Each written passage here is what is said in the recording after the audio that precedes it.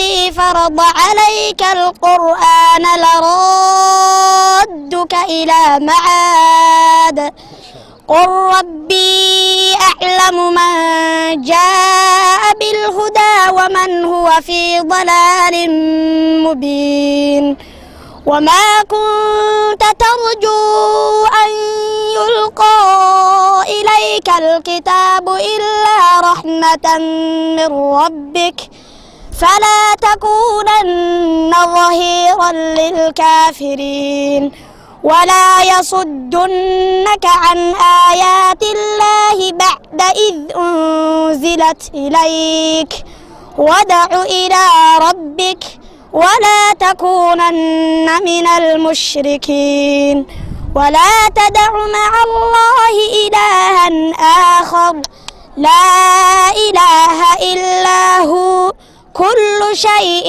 هالك إلا وجهه له الحكم وإليه ترجعون बिस्मिल्लाहिर्रहमानिर्रहीम नहमदुहु व नसल्ली अला रसूलिल करीम अम्मा बाद।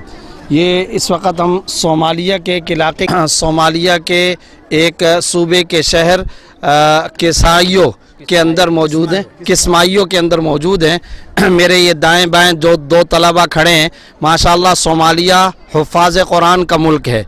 यहाँ कसरत के साथ कुरान करीम के हाफिज़ पाए जाते हैं। ये दो बच्चे वो हैं जिन्होंने कुरान करीम हमें सुनाया और माशाअल्लाह इस मदरसा खालिद बिन वलीद के ये तलबा हैं। ये दोनों तलबा पूरे सोमालिया के अंदर पिछले साल अव्वल और दोम पोजीशनें लेकर के आए हैं। इनकी तजवीद, इनके तलफ़्फ़ुज़, इनका तर्ज़, इनका कुरान करीम पढ़ने का तरन्नुम माशाअल्लाह बहुत खूब है। अल्लाह रब्बुल इज़्ज़त इन्हें कुरान करीम का हामिल, आलिम, बाअमल और बाकिरदार सही उम्मत मुस्लिमा का तर्जमान बनाए और सोमालिया के मुसलमानों को मुश्किलात से निकालने का ज़रिया बनाए।